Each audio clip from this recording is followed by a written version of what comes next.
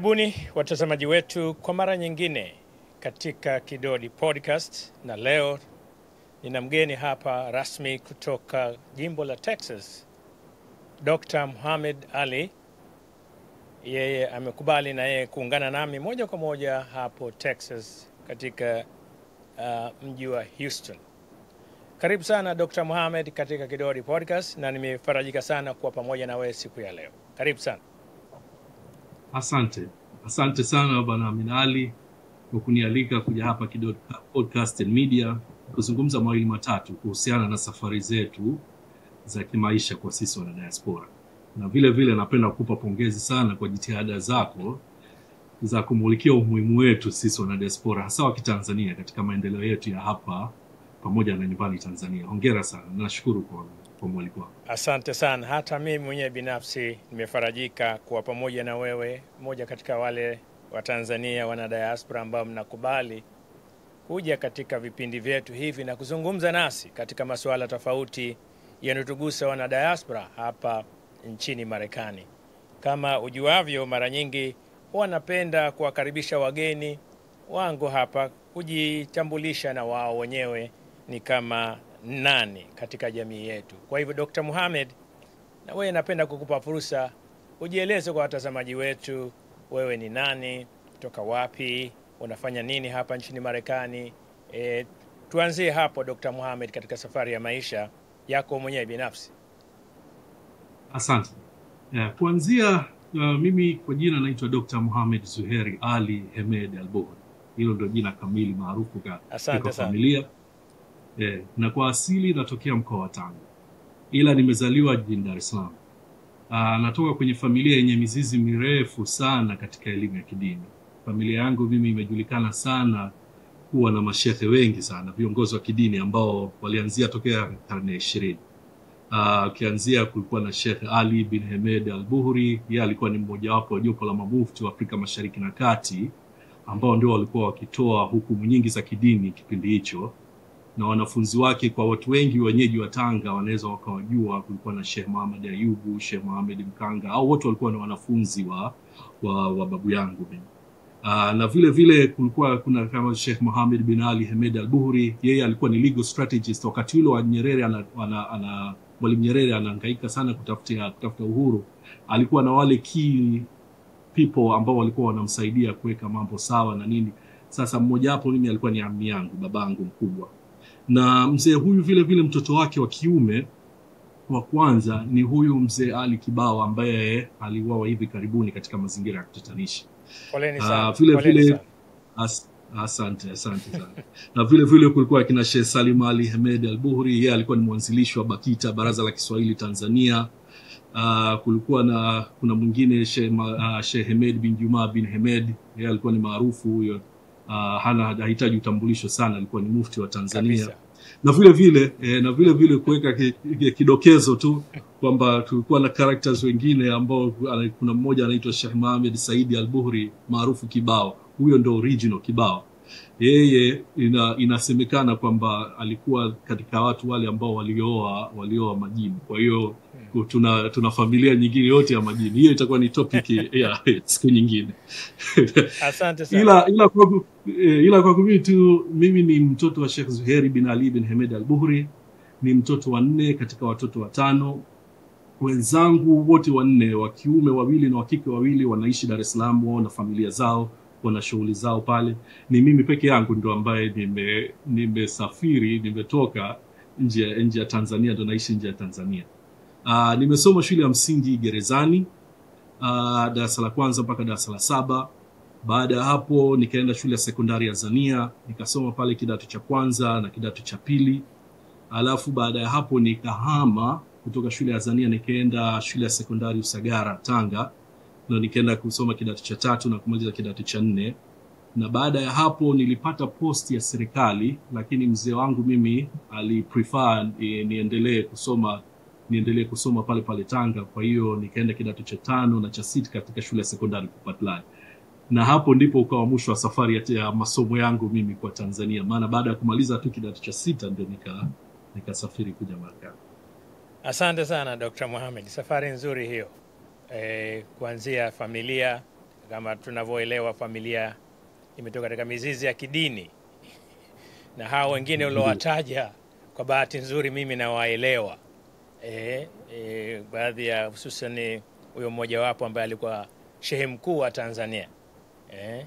Namuelewa sana wakati niko mdogo, namuelewa anapotoa hotuba zake katika Radio Tanzania. Sawa Dr. Mohamed, nimefurahika sana na hiyo historia fupi, lakini sasa labda tuje wewe mwenyewe. Kitu gani kilichokupa fursa ukasema sasa Tanzania basi niamue kuja nchini Marekani? Tuanzie hapo, tuambie na watazamaji wakusikie kini kilichokuleta huku katika taifa hili la Marekani ambalo leo tuko pamoja hapa tunaongea. Ndio. Kwangu mimi nilipokuwa kidato cha 5 na cha 6 nilifanya calculation fulani. Wakati ule namaliza kidato cha 6 hakukuwa na universities nyingi Tanzania. Sasa nikaangalia namba ya wanafunzi wanaomaliza kidato cha 6 na kuna wale ambao walikuwa wana risiti ili kuja kujiunga na chuo kikuu tena. Kwa hiyo nikaangalia probability pale, na siwezi kusema kwamba nilikuwa chinga hivyo kwamba nimejihakikishia nafasi chuo kikuu. Nikaona niangalie, ni expand my horizon. Kwa hiyo nikaomba admission katika vyuo mbalimbali, Marekani, Canada, UK, nafikiri na Uturuki pia niliwahi kuomba.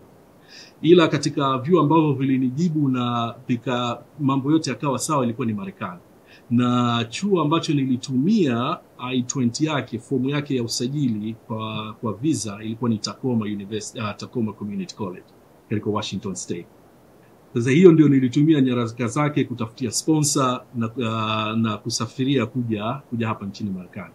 Ila nilipofika hapa mambo yakabadilika kidogo, kwa hiyo sikuweza kwenda jimbo la Washington State. Kwa hiyo nikahamia kwenda jimbo la Missouri. Kuna chuo kimoja kinaitwa State Fair Community College.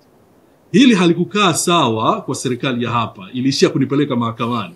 Nikapitia process moja ndefu sana. Lakini nashukuru Mungu nilishinda ile kesi. Tunaweza ukaja tukaigusia tena huko mbele baadaye, lakini kwa muhtasari ilikuwa ni hivyo. Ndio sababu ya kuja nikaanza masomo yangu nchini Marekani katika jimbo la Missouri. Ni sawa kabisa. Tunaelewa hilo kama historia ulivyotueleza. Fani gani ya elimu ulianzia hapa nchini Marekani? Kwa kuanzia safari yako ya elimu nchini Marekani, umesoma katika vyuo mbalimbali kuanzia hicho ulichokitaja.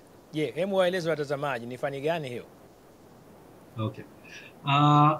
Pale State Fair Community College nilisoma kidogo tu, ilikuwa ni fani ya information technology. Mpaka siku hiyo niliokuja kugongewa mlango na maafisa serikali wakisema kuwa nimefanya uhamisho kutoka Tacoma College kuja State Fair College, ndio wakanipeleka mahakamani. So ilichukua muda mrefu sana, kwa hiyo wakanisimamisha shule kipindi kile, nikapigana nao hiyo kesi, walinipa kibali cha kufanya kazi, lakini ikawa bado na kesi mahakamani. Kwa hiyo kesi ikachukua muda kiasi mpaka ilipofikia mwisho. Sasa baada ya kushinda ile kesi ndio ikabidi sasa nijikusanye tena ili nirudi tena shule kwa kuendelea masomo yangu. Sasa niliporudi, sikurudi katika chuo kile cha State Fair Community College. Nikaenda chuo kingine kinaitwa Columbia College. Pale sasa ndipo nilipoanza officially safari yangu ya masomo. Kwa hiyo pale ndo nilianza na shahada ya washirika, au kwa Tanzania julikana advanced diploma, au kwa sisi tunajua ni associate degree ya computer science pale Columbia College. Baada ya hapo nikaendelea na shahada ya kwanza, bachelor's of computer engineering pale Columbia College. Nilipomaliza hapo nikaenda kusoma shahada ya uzamili, masters of business administration and emphasis in technology, university moja inaitwa William Woods University. Baada ya hapo tena nikasoma bachelor's of science ya cyber security, University of Arkansas. Then ndo nikaenda kusoma doctorate of information technology Walden University. Sasa kwa ujumla, yani katika msururu wa shule hapo tena ndio nikafikia mwisho baada ya kupata doctorate ya IT. Lakini within time hiyo hapo nikasoma certifications nyingi, na hizo nyingi nilikuwa nazisoma kutokana na either kutokana na majukumu ya kazi niliyokuwa nayo at the time, au mara nyingine ilikuwa ni incentives tu tulikuwa tunapata kulipiwa ada za material na mitihani ya certification hizi. Kwa hiyo moja hapo nilikuwa zilikuwa zinakuwa certified na kampuni ya Microsoft. Kwa hiyo nikawa certified as a Microsoft Database Administrator MCDBA, nikawa certified as a Microsoft IT Professional MCITP, nikawa certified as a Microsoft Systems Engineer MCSE, nikawa certified Forensic Computer Examiner CFCE, na vile vile nikawa certified as a Information Systems Auditor CISA. So hizi zote hizi sio kwamba nilisoma back to back, nilikuwa nasoma kutokana na kazi nafanya kama nilivyosema, alafu then baada hapo tena unaenda na certificate nyingine, lakini tu nimeamua kama nimezitaja zote kwa ujumla kwa hiyo isitishe watu kwamba sikuzisoma zote kwa pamoja, ila zote ni kwa ujumla tu. Sawa sawa Dr. Mohamed, labda kwa kumalizia hapo kutokana na safari hiyo ndefu na certification pamoja na doctorate ambayo umeichukua katika labda naweza kusema doctorate ya information technology. Ni sawa sawa kabisa doctor? Sawa kabisa. Labda tuje katika eneo jingine, mbali ya yote haya ambayo umeyapitia na umeyasomea, lakini watu kama nyinyi ambao ni wa Tanzania ambao mmezaliwa kule lakini sasa mko hapa na pengine mmechukua na uraia wa hapa, mnajivunia kwa namna hiyo. Hebu tueleze safari ya nini hasa hii taaluma ya IT, kwa sababu leo kama ni mtaalamu unakuja hapa kwetu sisi kwenye kipindi chetu, labda waeleze watazamaji Dr. Mohamed ni taaluma yake ni IT au information technology. Hebu waeleze kwa ufupi tu. Ndio. Mimi nimejikita sana ninavyosema katika masuala ya IT. Ndio ilikuwa interest yangu. IT yenyewe kwa definition rahisi ni matumizi tu ya kompyuta kurahisisha kupata taarifa zitakazosaidia maisha ya mtu ya kila siku. Yaani hiyo ndio very basic definition ya information technology. Kwa kweli siwezi kujua kuna aina ngapi specific za information technology, ila naweza nikazigawanya katika makundi. Kuna information technology, software, kuna hardware, kuna cloud technology, kuna networking, kuna cyber security, kuna data analytics, kuna artificial intelligence ambayo ndio ina trend sana sasa hivi. Na haya yote watu wametengeneza careers na utajiri katika maisha yao katika vitu hivi. Lakini kwa mimi binafsi nimefanya sana katika makundi matatu katika haya niliyoyataja. Ya kwanza kabisa basic ni hardware. Nimekuwa systems admin, nimekuwa IT engineer kwa muda mrefu sana. Lakini na vile vile sasa unajua ukiwa katika mazingira haya kunakuwa na baadhi ya sehemu either unatakiwa uende ukaongoze kitengo au kuna shughuli inatakiwa ifanye, kwa hiyo inabidi usome area nyingine. Kwa hiyo nikasoma na cyber security na vile vile nikasoma kidogo na data analytics kutokana na kazi ambazo nilikuwa nafanya. Kwa hiyo kwa ujumla naweza nikasema mimi hayo ndio maeneo yangu basic. Hizo sehemu nyingine kuna programming, sio nini nafanya kidogo, lakini siwezi kujiita mtaalamu. Lakini katika haya mengine ndio hasa. Katika hayo yote ambayo labda umeyataja, kipi ambacho umekipendelea zaidi? Mimi nilipenda sana ni hardware kwa sababu nakumbuka wakati niko shule niliregister darasa la programming. Sasa nikawa nasumbuka sana, napata shida sana, lakini wenzangu wakawa wanalipenda sana. Sasa nikila najitahidi hivi huku na kule na nini. Sasa baada semester iliyofuata kukaa ndo nika register na darasa la hardware. Sasa nakumbuka wiki ya kwanza wiki ya pili nikamfuata instructor wangu. Nikamwambia hivi mtu anaweza kweli akasoma hii akafanya maisha? Ile instructor akacheka sana. Akasema kabisa, yani kuna sehemu nyingi, basi toka siku hiyo ndio mimi nikanitoa hardware mpaka ina maana katika yote haya certification mpaka doctorate still bado hardware ndio kitu ambacho wewe unakihisi kinakupa mwelekeo zaidi.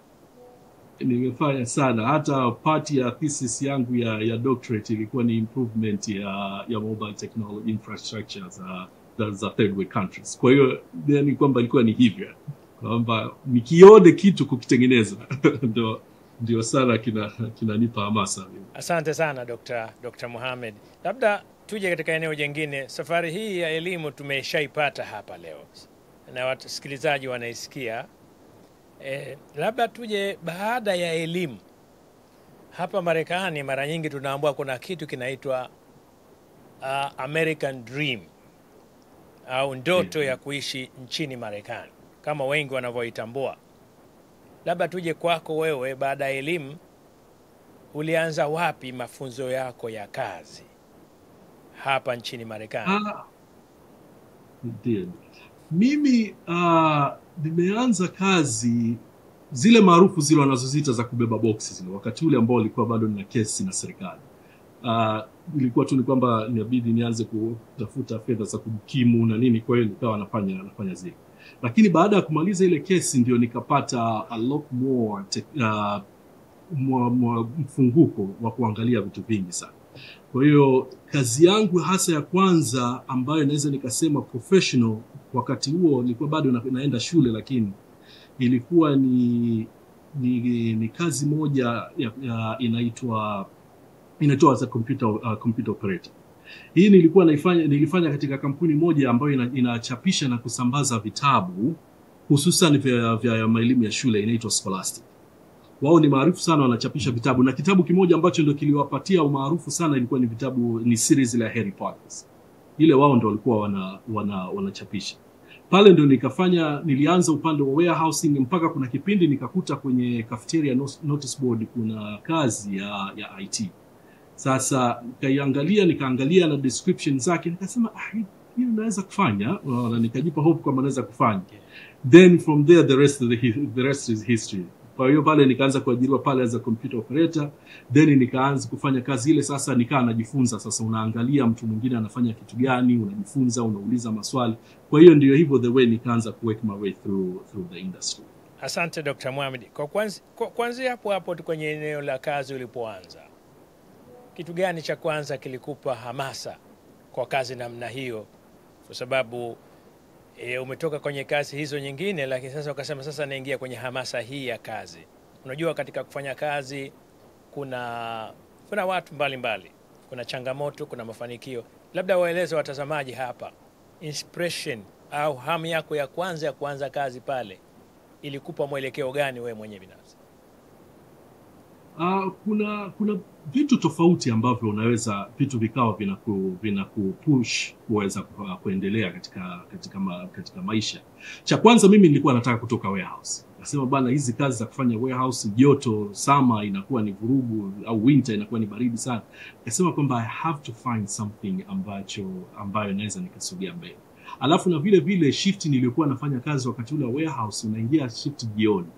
Ndio unakuta wale watu wa maofisini, watu wale wa IT ndio time wanayotoka wanaenda majumbani. Nikaa mwenyewe tu nasema kwamba one day na mimi nitapata kazi, kwamba na mimi saa hizi ndio natoka naenda nyumbani. Kwa hiyo nikawa nalo lile moyoni kwamba nijitahidi na mimi nisogee mbele. Kwa hiyo ndio ikawa ina push vile. Alafu na vile ni ile interest ya kwamba unakaa unajiuliza kwamba where will I end up mwisho wa siku. Kwa hiyo unaangalia kwamba kazi hizi ambazo nazifanya siku zote tunaambiwa ni kwamba ni entry job. Kwa hiyo kweli unafanya entry job, lakini then baada hapo unafanya. Kwa hiyo sasa ndio kile nikaa kwamba natafuta kitu ambacho naweza niseme kwamba kitu gani kinaweza kikanisaidia kwenda kufanya.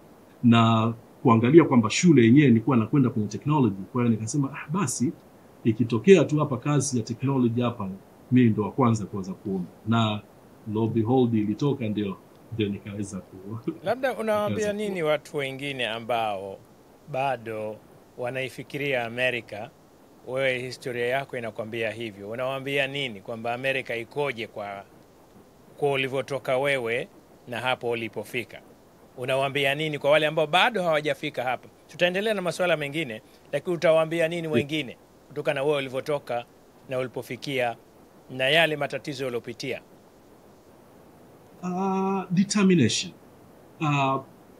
Kwa ushauri wangu mimi mkubwa sana kwamba anayekuja hapa uangalie unataka kufanya nini. Kwa sababu kama tunavyosema kwamba opportunities Marekani ziko nyingi na vishawishi navyo viko vingi vile. Kwa hiyo sasa ni wewe mwenyewe kuangalia unataka kwenda wapi. Mimi nakumbuka katika mchakato wangu wa kuja huku nilijaribu kwa convince wazazi. Unajua unamconvince mzazi, lakini cha kushangaza baba yangu mzazi mimi ndo alikuwa mtu. Nakumbuka kipindi kile ilikuwa kuomba passport inabidi wazazi wa kusainia kwenda kwa maombi ya passport. Baba yangu mzazi mimi alikataa kusaini. Alikataa kabisa kusaini. Mpaka nimwambie kwamba na malengo gani ya nataka kwenda Marekani nikafanye nini. Kwa hiyo ikawa ananipeleka sana na process hiyo, kwamba ananiwekea kichwani kwamba utakapoenda huko nisiende kufanya tu vitu ambavyo labda nikashawishiwa na vitu vingine. Kwa hiyo ndio alikuwa mtu wa mwisho kabisa kusaini kwamba haya sasa nenda kaombe passport. Kwa hiyo sasa kile nikawa nacho na nikampromise kwamba nitaenda kufanya maendeleo kwa huko. Kwa hiyo mtu uwe nacho kile kichwani kwamba nakuja huku, nakuja kufanya vishawishi, ma night club, madawa ya kulevya, vipo vingi tu, lakini sasa ni wewe mwenyewe tu ni kuangalia kwamba unataka kufanya. Kwa hiyo ndio kikubwa sana hicho katika mazungumzo yetu yote ya leo. Mtu cha kushika basi ashike hicho, kwamba ajue kwamba uwe na determination, set your goal, vitakavyofuata vyote vingine vita fall into place kama vilivyokuwa kunguni. Watazamaji, mmemsikia Dr. Mohamed. Wale ambao watakuwa nasikiliza kipindi chetu, set your goals, yani hakikisha unalenga malengo yako ambayo unatarajia katika taifa la ugenini, kama Dr. Mohamed alivyotueleza hapa kwa upande wake.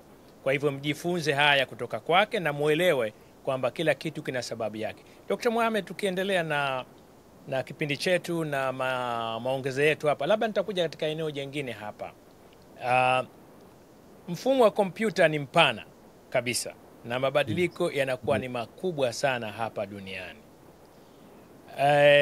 Kwa utaalamu wako, unaweza kuchambua eneo gani kubwa ambalo umelifanyia kazi zako na kuleta mabadiliko makubwa kwako, na fursa gani nzuri umeipata? Mimi kama nilivyosema kwamba nimejikita sana kwenye systems hardware, na hili ni eneo ambalo nimetumia muda mrefu sana wangu mimi kitaaluma.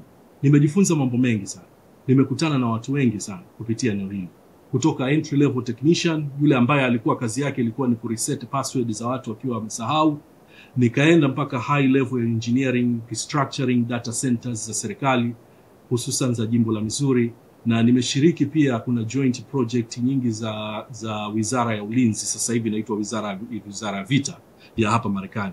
Kwa hiyo na wao walikuwa wana project nyingi sana, wanakuja wanatuchukua engineers wa state, wanatupeleka Pentagon kwenda kutuonyesha jinsi ulimwengu unavyoendeleza, jinsi ulimwengu unapopigana na vitu katika masuala ya kiteknolojia.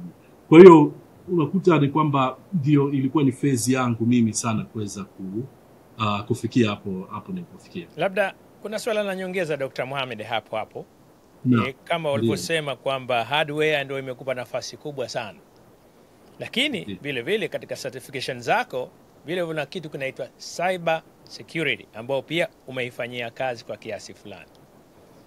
Kuna tofauti gani ambayo unaiona kubwa wewe katika mazingira haya mawili ya kiutendaji baina ya hardware na cyber security? Kweli cyber security ina nafasi kubwa sana katika uwanja wa teknolojia siku hizi, na katika zama hizi za ushindani wa kibiashara, wizi wa taarifa nao umeongezeka. Kwa hiyo nako kumezuka soko kubwa kabisa la wizi wa data. Wateja wamekuwa wengi, na kama tunavyojua kwamba demand ikiongezeka, supply nayo inabidi iongezeke ili kusatisfy demand ya watu. Sasa kila mtu anaongeza ulinzi wa data zake. That means soko nalo la cyber security experts nalo limeongezeka. Kwa hiyo unakuta makampuni yanategemea sana kwa vitu ambavyo wanahitaji wao hasa kwa kampuni. Sasa ukiangalia kwamba katika upande huu hasa specific ya cyber security, kwa mfano unaweza ukafocus kwenye network security, kwenye application security, kwenye information security, kuna cloud security, kuna endpoint security, kuna mobile security, yani ziko nyingi. Sasa kwa mtu wa hardware, yeye anakuwa sana ni internal. Na kuwa ni internal ni kwamba ni kama ni kompyuta yako, kama ni server, kama ni data center, kwa ile kampuni inatakiwa iwe na capacity kiasi gani. Kwa hiyo unaweza ukakuta kwamba kampuni labda nitakayoanzisha mimi ni tofauti sana na makampuni let's say Amazon. Unaona? Kwa hiyo storage, networking, infrastructure zote zinakuwa tofauti. Kwa hiyo kazi ya systems administrator au IT engineer ni kujua matakwa ni mahitaji ya kampuni. Sasa kwa upande hasa wa cyber security ni wale ambao sasa systems engineer ameshatengeneza kila kitu. Amekutengenezea data center ina run. na kama nilivyosema kwamba kumezuka uwizi mkubwa sana wa data. Kwa hiyo sasa hapo ndipo cyber security experts wanapokuja into play, kwamba sasa yeye sasa ana protect kile ambacho umetengeneza, kile ambacho unaifanya. Sasa mule ndio unakuta kwamba wanadili na vitu vingi sana. Unakuta in the basic way kuna viruses, kuna worms, kuna ransomware. Hizi zote zinafanya vitu tofauti. Lakini sasa utakuta kwamba let's say somebody ametengeneza virus. Na virus ni programming language. Mtu anakaa anaandika codes, anategemea ifanye nini ile code. Sasa na akishapaliza pale, kinachofuata ni kwamba awe na targeted tasks. Anaangalia kwamba mimi naandika code hii ya virus niipeleke wapi ikafanye nini. Sasa hapo ndipo inakuwa na step nyingine. Kwa hiyo kazi ya cyber security ni kwamba awe na mindset ya computer hacker kwamba anataka kufanya nini. Kwa hiyo hivyo ndio vitu ambavyo mtu anapitia. Kwa hiyo sasa akishapitia kwamba yeye ni ana target, okay, nimesha target, ninapelekaje virus yangu kwenye kampuni fulani ili niweze kuiba kitu au niweze kuharibu kitu. Kwa hiyo kinachofuata hapo kingine, kuna kitu kinaitwa phishing. Phishing ni njia tu ambayo hacker au mwizi anatumia kumfanya victim kutoa taarifa. Kwa hiyo unaangalia njia tofauti kwamba ni aina gani za watu wanaweza, tabia za watu. Unajua mtu anaweza akakaa kazini akafungua Facebook, akakaa kazini akafungua personal email address akasoma vitu na vitu kama. Sasa computer hacker anaangalia, anajua kwamba hizi ndio tabia za kawaida za wafanyakazi. Kwa hiyo na yeye sasa anatengeneza programs ambazo zitakuwa zina attack watu wa namna hiyo. Na njia moja hapo kubwa ni spoofing. Unajua spoofing ni kwamba ni njia ambayo mwizi anatumia kujifunza, anajifanya kama anajifunza mtu ambaye anajulikana kama victim. Unaona? Sasa kwa mfano kama wewe ni Bwana Amini Ali, una Kidodi Podcast. Kwa hiyo unaweza ukawa una domain unaita kwamba kidodipodcast.com. Kwa hiyo utatengeneza email address, utaita amini.ali@kidodipodcast.com. Sasa mimi as a hacker nitaspoof vipi kuweza kuelewa kwamba watu wa kampuni yako waniamini?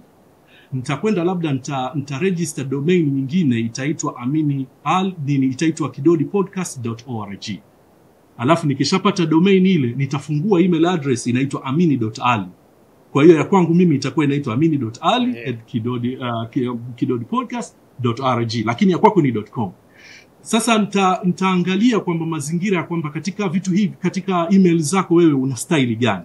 Kwa hiyo inaweza ikawa kabla nimekama cross email yako, let's say umewatumia post production team au umewatumia producers kwamba bana nataka kipindi kinachofuata tunamhoji Dr. Ali, nataka labda maudhui yawe hivi na hivi. Sasa mimi nikipata ile, kwa hiyo najua style yako. Kwa hiyo sasa mimi kutumia email address niliyoitengeneza, naweza nikaitumia ile sasa. Nikaenda nikawatumia watu wa post production, nikaenda nikawaambia bana, katika kipindi kile tulichorekodi kilichopita mwenyewe amekataa, tuliyemrekodi amekataa kukirelease, kwa hiyo kifuteni. Sasa mtu ataangalia, ataona ile email address, hii kweli hii ni Bwana Amini ndo ameandika hivi. Kwa hiyo watu wanaweza wakaifuta. Sasa wewe mwenyewe original ukija ukishtuka kwamba jamani mbona mmefuta ile, wala watakwambia sisi tumepata email kwamba umetuambia tufute, tumefuta. Unaona? Kwa hiyo sasa ni vitu ambavyo ndio tricks sana za cyber security experts inabidi wawe wanavijua hivyo na kuweza kuwafunza. Asante sana kwa sama naweza nikaendelea sana hivyo vitu, lakini naelewa kwamba utaendelea sana katika eneo hilo kwa sababu ni moja katika eneo lako, lakini watazamaji wetu wamekusikiliza na wamekuelewa na wamepata kidogo, wamechuja kidogo kutoka kwako kile ambacho nimechokuuliza kuhusu swala la na nimeleta swala hili maksudi ili tupate taaluma kidogo kwa Watanzania kwamba Dr. Mohamed amefikia level ya kuwa dokta na anaelewa kitu hichi. Sababu ya kukupa swala hili. Labda tuendelee watazamaji wetu na Kidodi Podcast. Hapa niko na Dr. Mohamed akiungana nami moja kwa moja kutoka Houston, Texas. Na leo ni mgeni wangu hapa katika kipindi hichi maalum ambapo tutazungumza technology kama tutazungumza na masuala mengine. Dr. Mohamed, labda nije katika eneo jingine ambalo ili litahusiana na umuhimu. Unajua unapofika nafasi fulani unasema kwamba labda hii nafasi ya kufanya kazi kwenye serikali au makampuni hainipi nafasi zaidi. Una maoni gani katika suala la kufungua kitu cha teknolojia ambacho kitaleta ajira kwako wewe na Watanzania au Waafrika ambao wako hapa ughaibuni? Kwa ujumla suala la teknolojia liko wazi sana. Watu wanaweza, makampuni yanafunguliwa kila siku kwamba watu wa nini cha kufanya. Kwa hiyo inategemea tu na interest yako wewe mwenyewe, unaweza ukafungua kampuni. Lakini kwa mimi, kwa muda mrefu sana, kutokana na kwamba nilikuwa nafanya kazi serikalini, lile suala la kufungua kampuni as a side hustle wakati ule lilikuwa hatukulitilia maanani sana. Na nasema hivi kwa maana, kwa sababu sisi kulikuwa kuna baadhi ya data huwezi kuzi access mpaka inabidi uwe certified. Sasa kila baada ya miezi mitatu ilikuwa tunakwenda kwenye recertification. Kila baada ya miezi 6 ilikuwa tunakwenda kwenye recertification nyingine. Sasa unajua una access sensitive data za serikali, siri za serikali, una sensitive data za raia, kwa sababu wizara, kulikuwa na wizara ya afya, kulikuwa na wizara ya fedha, ndio tulikuwa tuna access nazo. Kwa hiyo vitu vya namna hiyo ni kwamba saa zote unashikiliwa kwenye high ethical standard. Kwa hiyo ilikuwa ni unspoken rule ya kwamba ukafungue kampuni kando wakati wewe una access data hizi. Unaona kwamba at some point unaweza blur the lines hapa, alafu ikaje kawa shida. Serikali ya Marekani huwa haichezi sana na hivyo vitu. Yaani watakutafuta. Kwa hiyo nikaliweka kando muda mrefu sana. Lakini sasa mpaka nilipoondoka serikalini, ama nilihama na state, ndio nikahamia state ya Texas. Nilipohamia hapa sasa, kilichofuata ni kwamba sikupata kazi, sikuchukua kazi tena serikali. Kwa hiyo sasa hapo kawa kidogo na ule uhuru wa kwamba naweza nikafanya vitu vingine. Labda kwa hiyo ndio hicho ni sawa. Labda hapo tu katika nyongeza ya swala. Upo Texas sasa hivi, labda miaka 3 au zaidi. Umetokea Missouri, umekuja Texas, na hivi sasa uko kwenye private sector. Hebu waambie watazamaji, nini unafanya hapo Texas hivi sasa? Katika kazi zako hizi ambazo unafanya. Je, kuna tofauti gani ambayo wewe unaiona katika private sector na zile ambazo umezifanyia ambazo ziko na ethical za serikali ya Marekani? Unajua, katika nilipohamia hapa sikuchukua tena kazi ya serikali. Kwa hiyo nikapata kazi kwenye non-profit organizations, NGO, yani shirika lisilo la faida. Sasa na nilichukua kazi hiyo kwa malengo fulani. Cha kwanza, unajua, nilikuwa bado nina ile mindset ya kwamba wafanyakazi wa serikali wanasaidia jamii. Kwa hiyo nilipoona kwamba kuna interest ya kazi ya non-profit organization, ndio nikaona nifanye hiyo. Na kikubwa tu ni kwamba lile suala la manufaa kwa jamii. Moja hapo unajifili ile sense of contribution kwa jamii. Kama na position nilionayo sasa hivi ni mkuu wa operations na teknolojia. Sasa katika branch hizo mbili tofauti, katika operations sana ni lile swala la kwamba tunasaidia watu wasiojiweza. Excuse me. Tunasaidia watu wasiojiweza, tunawasaidia bili za kila mwezi, tunawasaidia kutafuta magari, tunawasaidia kutafuta sehemu za kukaa na vitu vya namna hiyo. Kwa hiyo kila siku ukiona kesi zile zinakuja kwamba fulani amekuja ameomba msaada huu, fulani ameomba msaada ule, na sisi tuna position ya kuweza kusaidia. Kwa hiyo you feel the sense ya kwamba unasaidia jamii. Na katika upande wa teknolojia, hapo tena ndo najiona niko nyumbani.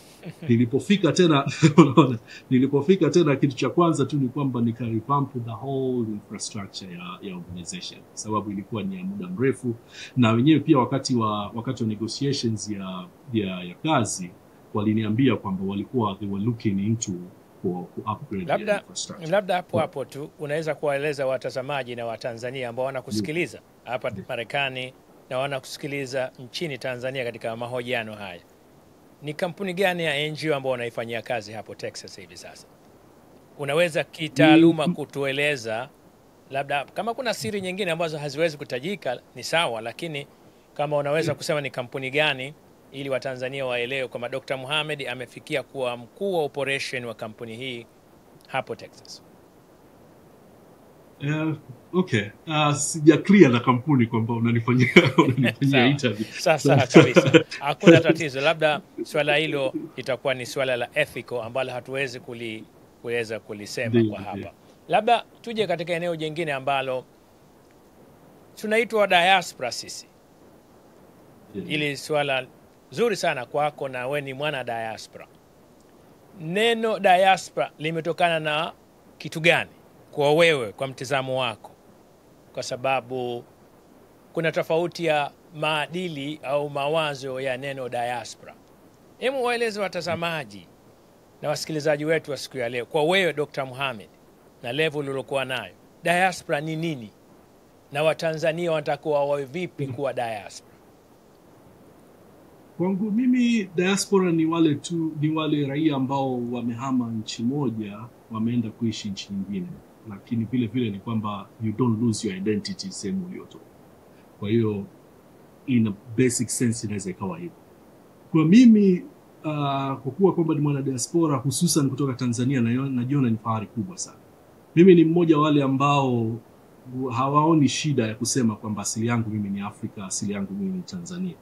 Huwa tunasikia stories za zile kwamba kuna watu wanaofika hapa baada ya miaka miwili tayari hataki kujiita Mtanzania. Mimi nina karibuni mwaka 25. Leo cha kwanza ukiniuliza mimi natoka wapi, nitakwambia natoka Tanzania.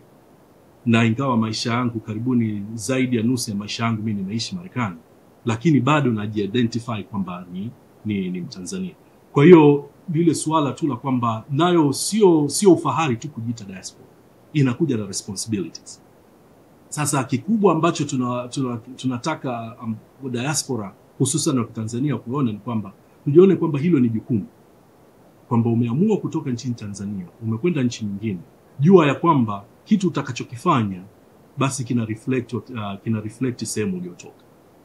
Let's say kwamba sasa hivi tumetoka Tanzania, nimekuja hapa, nimekwenda nchi yoyote, nimefika pale naanza kufanya mambo ya ajabu.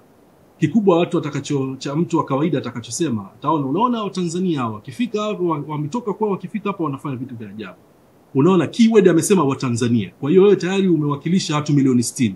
Kwa hiyo yule mtu mmoja anaona watu milioni 60 hawafanyi vitu vya kueleweka. Lakini pia ukifanya kitu cha kizuri cha maana, wanasema vile vile, unaona bwana Watanzania, unaona kuna Mtanzania hapa anafanya vitu vizuri sana. Kwa hiyo vile vile kwamba ndio hivyo. Tunajivunia kwa hilo kuwa na mtu kama wewe ambaye una taaluma hiyo. Endelea Dr. Mohamed. Kwa hiyo ndio hicho kwamba unaona kwamba saa zote ujione kwamba ni jukumu, ujione kwamba una represent watu.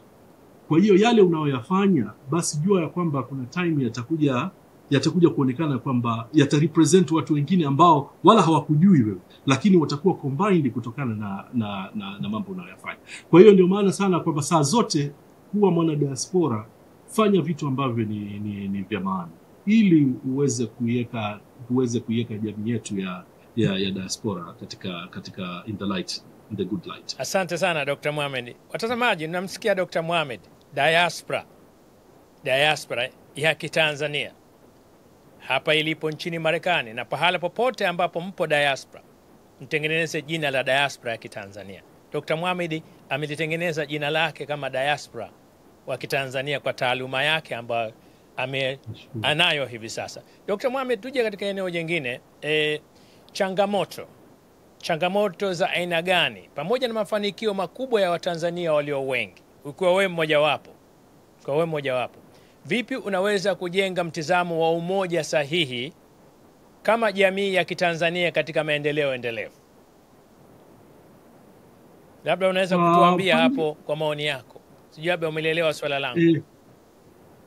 Naona unazungumzia kwamba kwa changamoto gani ambazo tunazo sisi kama diaspora ya Kitanzania, na wewe mmoja wapo ukiwepo, pamoja na mafanikio ambayo tunayo, matarajio yake hapa tulipo na matarajio yake kule nyumbani. unaweza kuchambua hivi vitu viwili kwa tofauti gani mbili zilizokuwepo?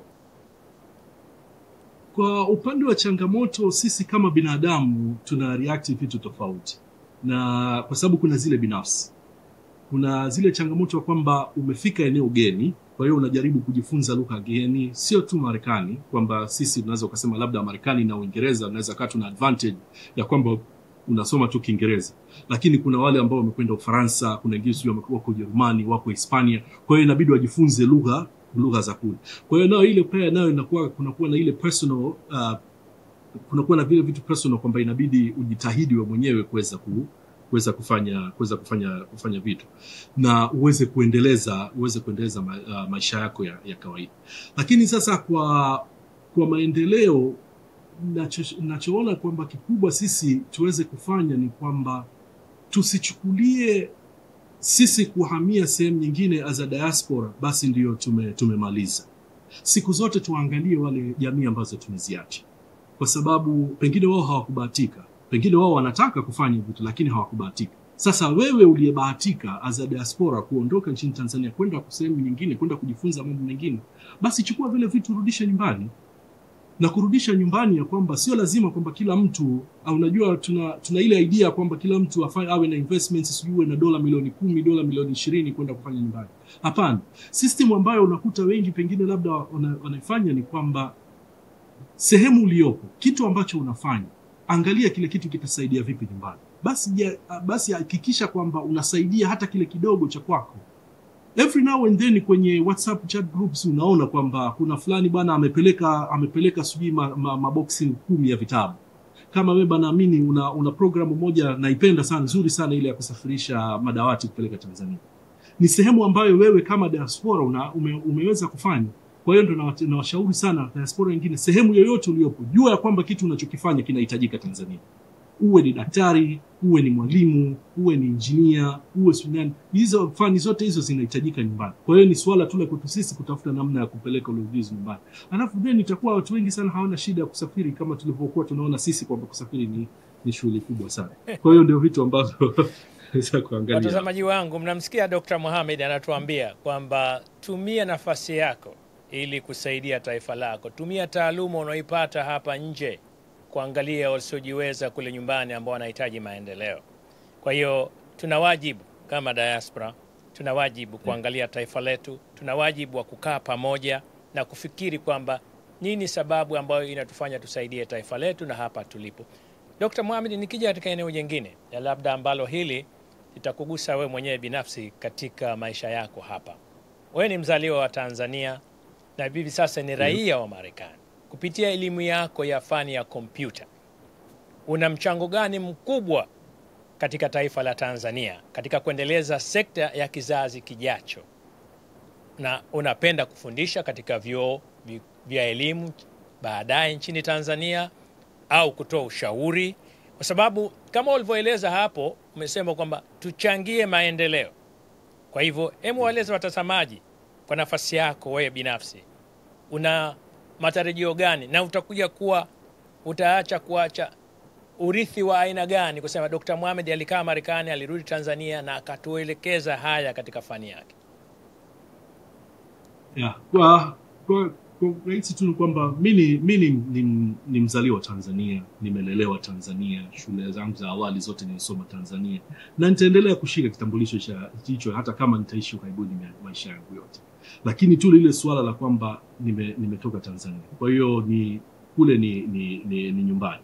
Sasa nafuatilia maendeleo ya nyumbani, najaribu kuangalia sehemu gani ambazo naweza nikafanya mimi binafsi.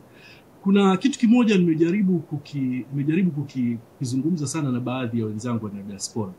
Unajua kuna kama zile shule za vijijini. Zile shule za vijijini kuziendesha hazihitaji vitu vingi sana, hazihitaji gharama nyingi sana. Kwa hiyo kama tunaona kwamba hivi nashindwa mtu mmoja au watu wawili, watu watatu mkakaa mkachanga, mkaangalia kwamba ukenda ukapiki shule yote kijijini, uende wewe unaisaidia ile shule. Unaangalia kwamba serikali inakwamia wapi, wewe ndio uweze kusaidia. Kwa sababu siamini kwamba sasa hivi mimi siji niende mkoa wa Tanga, niende nikachague shule kijiji fulani, kukisaidia alafu serikali itaniambia hapana, huwezi kusaidia. Unaona, ni lile swala la initiative, ya kwamba nataka kusaidia. Sio kwamba unafanya tena ndio uweke Instagram, uweke Facebook ya kwamba mimi nafanya hivi nafanya. Hiyo itakuwa sio lengo, lakini tu ufanye tu vile vitu mwenyewe unataka kufanya. Na siamini kwamba ni shida sana, ni sisi wenyewe tu kuweza kufanya. Na swala kwa upande wako mwingine unasema kuweza kufundisha katika vyuo vya elimu Tanzania. Kwani hata hapa mimi sasa hivi ni mwalimu wa chuo kikuu, nafundisha part time as a adjunct professor wa IT. Sasa swala la kufundisha labda University of Dar es Salaam, naona University of Dodoma, Mbeya University of Technology, vitu kama hivyo, it's my dream. Yani unaona kwamba darudi nyumbani. Yani Dr. Mohamed wanaita visiting professor katika maeneo hayo. Vile vile unaweza wewe mwenyewe ukawa ni resources, yani rasilimali ya kuwasaidia wale walikuwa kwa nyumbani katika maendeleo na unayoona hapa. Si lazima uende ukasomeshe, lakini resourceable ya kuweza kuwasaidia wale nyumbani. Unaona? Alafu labda nikiongezea hapo katika majibu yako haya ya swala la haya mambo ya nyumbani. Nafikiri kama wewe ni diaspora vile vile, na diaspora wenzako hapo watakuwa na kusikiliza siku ya leo, watapata faida kidogo. Labda tuna matatizo sisi ya kukaa pamoja na kuangalia haya mambo kwa upana wake, kwa sababu tunaona diaspora za nchi nyingine zinafanya vitu zaidi yetu sisi. Unalionaje ile Dr. Mohamed kwamba tuna changamoto hizo, tuna tofauti zetu za kisera, au tuna tofauti zetu kwamba hatutambui utaifa wetu halisia? Hebu waeleze watazamaji kwa maoni yako katika kumalizia kipindi chetu. Mimi naona tatizo ni personalities. Sio kama wana diaspora ya Tanzania kwamba tuna shida kubwa sana. We are very smart. Yani I believe that kwamba sisi ni very smart, lakini tuna personalities tofauti. Sasa sisi kama diaspora kufanya jukumu letu kubwa sana ambalo nafikiri wengi wetu hatujaliona ni ule umuhimu wetu nyumbani. Bado nafikiri tunajiona kwamba mimi nikibishana na wewe basi ubishi wetu utaishia hapa. Nafikiri tunashindwa kuelewa kwamba mimi nikiwa nabishana na wewe, ikiwa hatufanye mambo, hatuendelezi mambo, kuna wenzetu pia wanaathirika. Sasa tukiwa nalo hilo, tukiliekea jukumu hilo, nafikiri tunaweza tukafungua milango mingi sana. Kwa hiyo unakuta kwamba kuna ule ubishano sijui ya kwamba fulani anafanya hiki sisi hatufanyi, au mtu unakutafutia sababu tu kwamba hicho unachofanya kisiendelee, au unakitafutia sababu tu hicho unachokifanya ili watu wakione, wakichukulie kwa mwanga tofauti zaidi ya wewe mwenyewe ulivyoamini kukianzisha. Kwa hiyo nafikiri ni swala la personalities. Sidhani kama inatushinda. Dr. Mohamed, naelewa hilo kwamba swala la personality, lakini personality hazitujengi tuwe na tofauti kubwa. Lazima tuzijenge pia, tuangalia hizo tofauti zetu ambazo tunazo. Sasa unahisi jumuiya zetu hazina umoja sahihi vile vile hapa katika kustrengthen hizo personality na kuangalia kwamba tunataka nini? Unaweza kutuambia hapa kidogo kwa maoni yako Dr. Mohamed, kama ni mtu ambaye una maono, una fikra, umepitia academic, unapitia katika NGO ambao unaifanyia kazi, najua imeshindikana kutajika jina, lakini hakuna tatizo kwa njia nyingine, lakini uzoefu wa NGO ambao unaifanyia kazi hapo, naamini kwamba una sura kubwa sana ya kuja kubadilisha maisha ya Watanzania ughaibuni na maisha ya Watanzania nyumbani. Ndio, katika kubadilisha maisha sisi kwa organization zetu, najaribu kuwa sensitive kwamba sija nikasema. Unaweza kueleza kwa mtizamo halisi ambao unauona kutokana na mazingira ambayo tunayo hapa. Hatumgusi mtu wala hatujengi hoja kwamba tunataka kuleta taharuki. Tunataka kubadilisha sababu ya kuitana hapa kama diaspora, kuongea na kuzungumza na kupata picha kamili, ili wale watu ambao wako nyumbani waelewe kwamba hawa watu wana mabadiliko haya katika maisha yao. Dr. Mohamed. Sasa cha kwanza tu ni kuanzisha kufanya vitu vidogo vidogo. kwa sababu watu wa nyumbani sio kwamba siamini kama wanatukataa moja kwa moja, ila tu wanatuona hatuko serious. Kwa hiyo wakituona kama sisi wenyewe tunatengeneza picha kwamba tunaonekana hatuko serious na wale nao hatuko serious. Hebu tuangalie tuangalie diasporas wengine. Mfano Nigeria wao wako sijui tuseme kwamba wako nchi wamesafiri nje ya nchi zamani sana, kwa hiyo wamepitia hivi vitu ambavyo tunapitia sisi sasa hivi. Wamejenga kiasi ya kwamba wanaweza come up with a policy ambayo nyumbani kwao wakaisikiliza. Sisi hicho kinatushindia nini? Kinatushinda sisi tu ni kwamba tukitengeneza kitu hapa, mimi nitakuwa kwanza kukipinga. Wewe bwana, wewe si mtu wa serikali, wewe bwana, wewe unafanya hivi ili kwa sababu ukapate position nyumbani.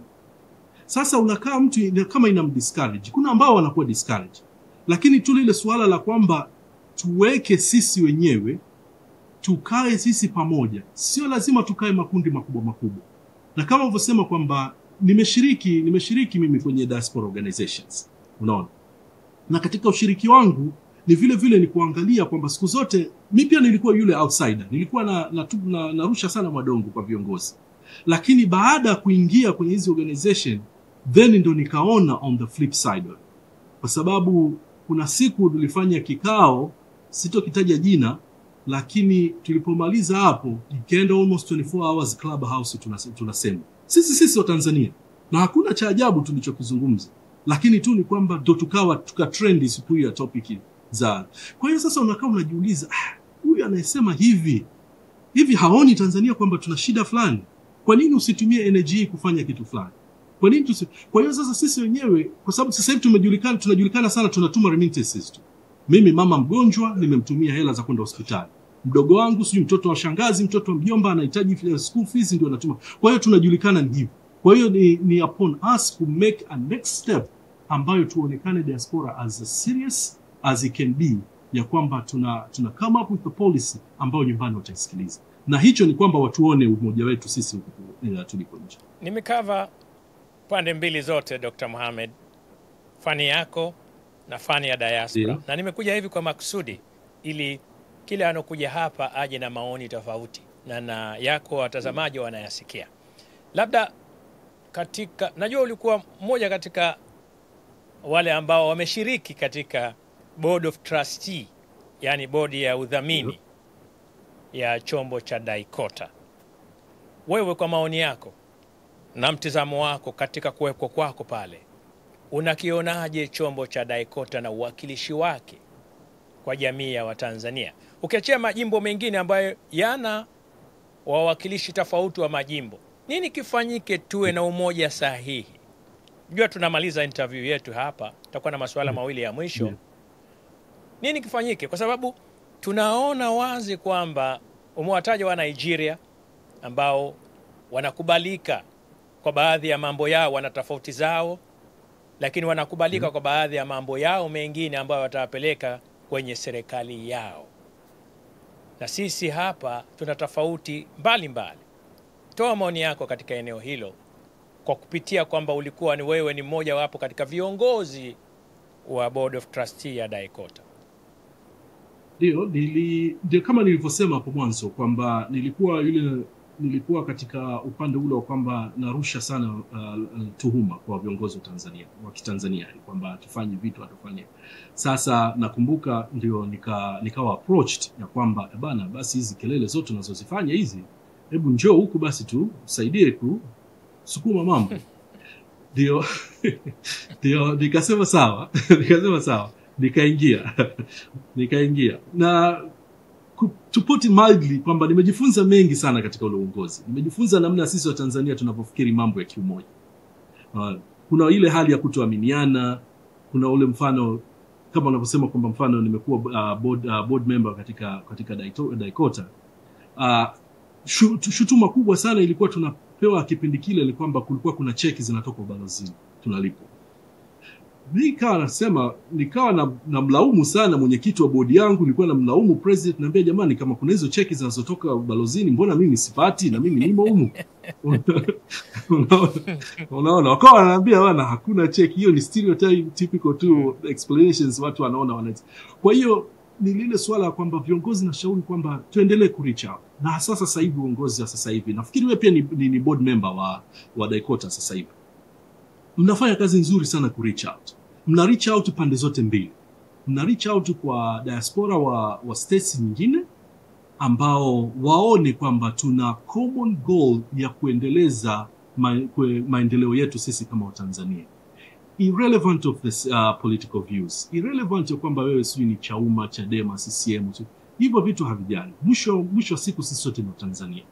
Kwa hiyo na agenda tunazozipushi ni zile za Kitanzania. Kwa hiyo na vile vile mna reach na nyumbani, mnatafuta mashirika yanayofanya kazi nyumbani na sekta kadhaa za nyumbani kuambia kwamba jamani kuna diaspora huku wanahitaji hizo huduma. Kwa hiyo the way mnavyo approach vitu it's a step forward. Kuona ni kwamba mbali na kwamba huyu anaonekana kitu fulani akisema kitu fulani anaonekana anatoka sehemu fulani, ni lile swala tu la kwamba jamani kuna baadhi ya vitu tuendeleze sisi kama Tanzania. Unaona, mimi nikizungumza na wewe, mimi sijali wewe usijui unatoka Chadema, usijui unatoka CCM, yani that's not my priority at all. Ukiangalia kwamba kuna mtoto Tanzania anashindwa kupata elimu sawa sawa, na sisi huku elimu ipo. Huku tunakoishi sisi tunapeleka watoto wetu, mtoto wetu akiambiwa kitu kisicho, una haki ya kupiga simu shule, ya kwenda kumgombesha mwalimu. Kwa nini tusiwe na system ile nyumbani? Ni sisi ndo kuipeleka kule nyumbani, kwa sababu wale nyumbani hawajaja huku, sisi ndo tuko huku. Kwa hiyo sisi ndo tujitahidi kupeleka. Kwa hiyo kuna vile vitu ambavyo the common goal organization kama Daikota waendelee tu kupush forward, irrespective kwa kwamba sawa Dr. Mohamed. Nakubaliana na wewe. Mimi mmoja wapo katika wale ambao nimekuwa engineer wa vitu vingi sana, na natumainia jamii inaelewa hivyo vitu kwa ujumla wake, na nimeanzisha miradi mingi ya kusaidia kule nyumbani, na sio Tanzania peke yake, na mataifa mengine ya Kiafrika. Nimeshiriki katika pahali pakubwa sana. Sana. Wewe una CV ndefu. Kwa hiyo naelewa hivyo vitu, lakini la mwisho tu Dr. Mohamed, katika kumaliza, ili ni swala ambalo litakuja kwako. Hivi sasa Watanzania katika majimbo mengi tuna tofauti nyingi za mawazo na mfumo wa kuwa pamoja.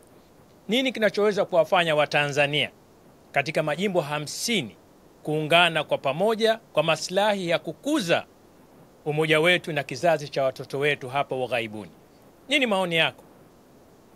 Kwa sababu hapa kidogo swala hili litaongezeka na kuwepo na chombo cha Daikota ambacho ndio kinachofanya mengi zaidi kuliko mambo mengine zaidi ya Watanzania katika majimbo. Lakini tunataka kuunganisha sasa, tuondoe hizi tofauti zetu ambazo zimejengeka katika hizi jamii zetu. Nini maoni yako wewe kwa majimbo haya 50? Nini kifanyike?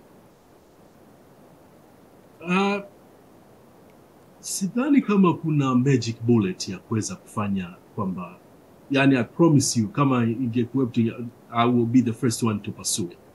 Lakini tuna ile swala la kwamba you keep pushing, at some point watu tutaanza kuelewa.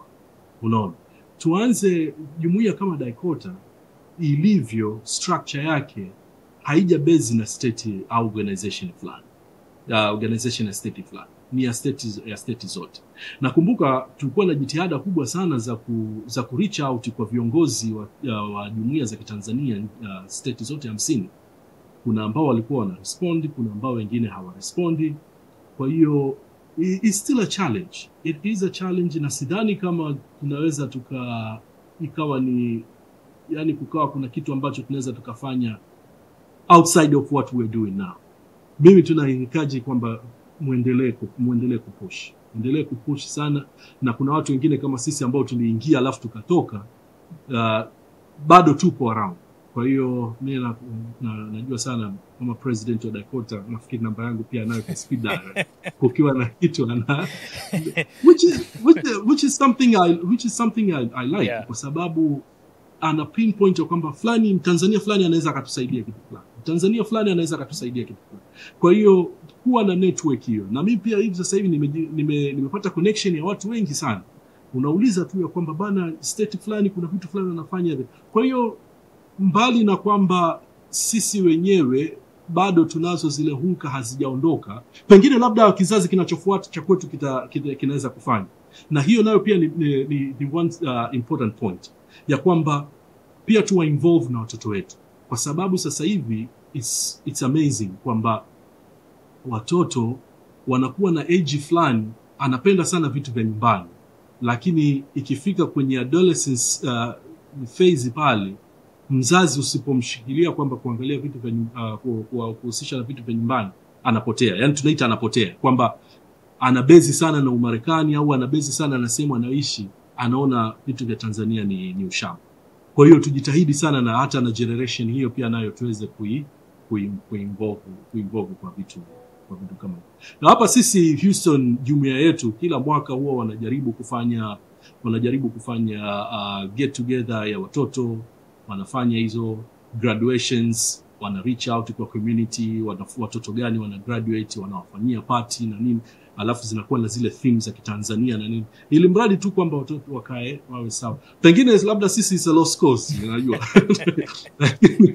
Lakini at least basi tusipoteze kizazi kinachofuata. Nashukuru sana Dr. Mohamed. Tumekava mambo mengi, tumekwenda kwa muda mrefu kidogo, na nilipanga muda maalum katika kufanya kipindi hichi. Nini maoni yako ya mwisho? Na haya maoni yako ya mwisho wagei katika maeneo mawili. La kwanza kwenye sekta yako ambayo unaifanyia kazi, na la pili nini unataka kuambia Watanzania kama Dr. Mohamed? Sekta yako tunajua cyber IT. Hemu wape maoni yako ya mwisho katika eneo hilo kwa Watanzania wengine ambao wanataka kuona wao waingie huko, na la pili nini unawaambia Watanzania kama Watanzania wanaoishi ughaibuni kwa maendeleo yao hapa na maendeleo ya Tanzania? Swali la kipengele cha kwanza naweza nikawa bias kwamba naambia jamani, someni IT. IT is not that complicated. Mimi as a C student I made it, lakini naweza kwa hiyo nawashauri tu ni kwamba Tanzania tusiogope family. Tusiogope kwamba labda tukaona ni kwamba inahitaji watu wenye akili high IQ, hapana. Ni determination ya kwako wewe. Na uzuri wa system zetu sisi, system huku unaweza ukaanza kwa level yoyote. Kwa hiyo anza na kozi ndogo ndogo, alafu pick your interest. Nimetoa mfano mimi mwanzo kwamba nilijaribu kuwafuata wenzangu nitaka kuwa computer programmer, lakini ikawa walikuwa wananiacha sana. Mwisho ndo nikaja nikaona kumbe mimi kumbe ni engineering mimi naweza nikafanya. Kwa hiyo na washauri tu watu waanze kidogo kidogo, then pick your interest, alafu somewhere kwamba ukiwa na interest ya IT there is a place for you somewhere, yani kwamba kutakuwa na field somewhere lakini sasa it's upon you kudetermine that. Hakuna mtu ambaye Asante sana Dr. Mohamed kwa mawazo yako. Watanzania wamekusikia hilo katika fani yako. Sasa hebu malizia hapa kidogo ili tufunge kipindi. Unawaambia nini Watanzania? Kwa sababu kuna mambo uliyagusia hapo. Je, katika kumalizia ujumbe wako kwa leo? Mimi nawashauri wa Tanzania wenzangu sehemu popote pale mlipo duniani, tusisahau nyumbani. Unajua, tusisahau nyumbani, tusikuone kule labda mshamba au nini, hapana. Kule ni nyumbani. Jua ya kwamba wewe kama ulivyo smart, kama ulivyo level yako unapojiona wewe, jua ya kwamba kizazi chako ni Tanzania. Kwa hiyo usikidharau. Unajua kumbe Tanzania imeweza kutoa mtu kama wewe hapo ulipo. Kwa hiyo jua ya kwamba ni sehemu yani iwekee umuhimu. Jaribu kurudisha fadhila kule ambapo ulipotolewa. Kwa hiyo tuangalie nyumbani wanahitaji nini, saidia sehemu ambayo unaweza kidogo kidogo, hapa na pale tunafika. Lakini tuna kwamba tujitahidi sana kuchangia maendeleo ya nyumbani Tanzania. Asante sana Dr. Mohamed. Nakushukuru sana kuungana nami. Nimefurahika sana. Maoni yako ni mazuri, yenye mwafaka, yenye mwelekeo, yenye visions, yenye vision, mwelekeo mzuri kwa ajili ya jamii yetu hapa ughaibuni. Kwa upande wangu nakushukuru kwa kuungana nami moja kwa moja hapo Houston, Texas, na mimi nikiwa hapa Seattle, Washington. Msichoke kila wakati kuja. Leo hichi ni kipindi cha mara ya kwanza, lakini msichoke kuja kwa mara nyingine. Tunahitaji jamii sahihi, hatuhitaji jamii sio sahihi. Na hatuwezi kuendeleza kizazi kijacho kama hatujatengeneza kizazi kilichokana na mawazo yetu sisi ambao tuliopo hivi sasa. Asante sana Dr. Mohamed. Malizia. One more point tu ni kwamba mbali na nashukuru sana unafanya hivi sasa hivi kwa sababu kama una launch kwamba diaspora ni watu gani. Lakini vile vile kwamba hapo mbeleni uwe na panels za kuzungumzia labda specific topic. Kwamba labda ukusanye madaktari, najua Watanzania, madaktari wa Tanzania wako wengi sana hapo Marekani, unashikia fani fulani, basi siku unawakusanya tu kwamba wanashauri watoe ushauri gani kwa Tanzania na kwetu sisi nasi pia nasi tukusanye, unajua watu wawili watatu tuje tu share na asante sana. Nimeanza hizo program mbalimbali za namna hiyo, na tumainia ukipitia katika YouTube yangu au channel yangu utaziona, na nakuja kidogo kidogo, lakini Watanzania wenyewe wakubali kuja ili watoe elimu walionayo ili wafahamishe wengine. Kama leo tulivyokuwa na wewe hapa, umetupa kidogo katika masuala ya IT, umetupa katika hardware, wapi umetoka, nini umefanya. Na tumaini Watanzania wataposikiliza kipindi hicho watajua Dr. Mohamed ni nani katika jamii ya Watanzania hapa Marekani au ghaibuni kwa ujumla wake.